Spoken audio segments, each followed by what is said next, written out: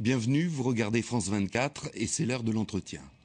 Les deux auteurs que nous recevons aujourd'hui viennent de publier un ouvrage intitulé « La Turquie et le génocide arménien ». Il ne s'agit pas, même si l'insistance en matière de génocide n'est jamais peine perdue, d'un énième récit du déroulement du génocide arménien. Pour les auteurs, comme pour la plupart des citoyens dignes de ce nom, l'extermination de plus d'1 million d'Arméniens entre 1915 et 1916 est un fait acquis et incontestable. Reste qu'il demeure un mystère à propos de la société turque et au sein même de cette société.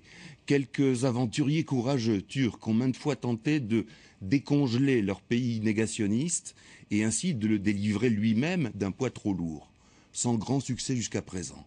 Laure Marchand et Guillaume Perrier, bonjour. Vous êtes, alors, Laure Marchand, correspondante pour le Nouvel Observateur et le Figaro en Turquie, et Guillaume Perrier pour Le Monde. Merci d'être avec nous. La première question est la suivante. Aux origines de ce que vous appelez vous-même dans votre livre la névrose collective turque, il y a quoi? Est-ce qu'il y a cette idée qu'on ne peut pas supporter que les créateurs de la nouvelle République turque soient en même temps des criminels? Oui, il y a une difficulté en Turquie aujourd'hui à reconnaître que les cadres fondateurs, certains cadres fondateurs de la République turque ont également participé au massacre des Arméniens pendant la Première Guerre mondiale.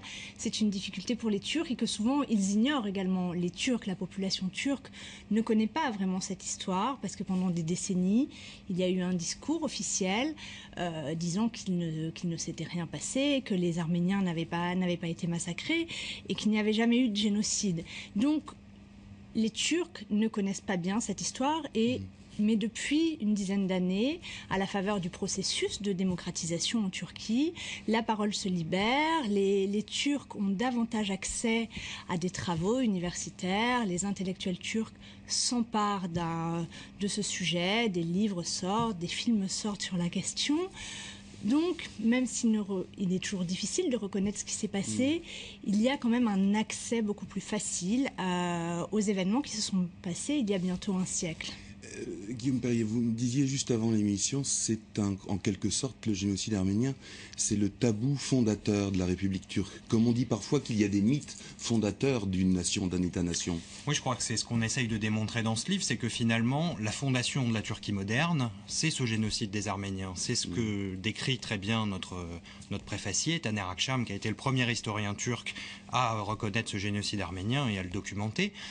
C'est que le pays s'est fondé sur cette disparition d'un peuple. Un exemple tout simple sur lequel on a enquêté dans ce livre, c'est le palais présidentiel de Çankaya, l'Élysée des Turcs, où réside le président de la République depuis Kemal Atatürk.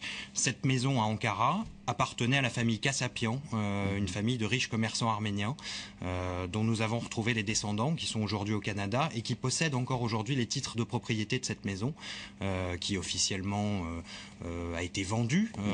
C'est le discours officiel en tout cas, mais il se trouve qu'en 1915, la famille Kassapian a été déportée entièrement, quelques-uns ont survécu, et ce palais est passé dans le domaine public turc et appartient aujourd'hui à l'Assemblée nationale. Alors, en quoi, justement, cette question arménienne est une question qui empoisonne la société turque et surtout, en quoi est-elle déterminante pour la poursuite du processus de démocratisation de la société turque? Guillaume Perrier? Je dirais que pour que la Turquie puisse connaître son histoire, puisse avancer, puisse dépasser ce tabou fondateur, justement, il est impératif qu'un jour elle se penche sur cet épisode de 1915, qu'elle reconnaisse ce génocide arménien. On s'aperçoit effectivement que depuis une dizaine d'années, la démocratisation de la Turquie est enclenchée. C'est un processus qui paraît irréversible, même s'il est extrêmement chaotique. Il faudra un jour effectivement passer par cette phase de reconnaissance du génocide. Mais comme le pays, ses institutions, son économie, son histoire officielle sont fondées là-dessus, ça passe par une déconstruction de l'histoire officielle. Donc c'est effectivement un processus extrêmement difficile, extrêmement douloureux. Est-ce que ce fil rouge du génocide arménien traverse toute la classe politique turque? Je veux dire par là, est-ce qu'il y a, en dehors de quelques intellectuels turcs qui sont à même justement d'essayer de faire prendre conscience à leurs concitoyens de la réalité des choses. Est-ce qu'il y a des partis politiques turcs qui officiellement reconnaissent, y compris avec le terme de génocide, ce qui s'est passé en 1915? Oui. Il y a le parti kurde, le Parti pour la paix et la démocratie. Ouais. C'est un parti qui a 35 députés à l'Assemblée nationale. Et ce parti est, on pourrait dire, en avance sur les autres partis. Ils reconnaissent le génocide. Mais en marge de la société turque un peu, non, en tant que Kurdes? Oui et non, parce qu'ils représentent quand même 1/5. Il y a... Les Kurdes représentent 1/5 de la population turque, donc ils sont très présents dans l'échiquier politique. Il n'y a que 4 partis à l'Assemblée nationale, donc c'est un des partis.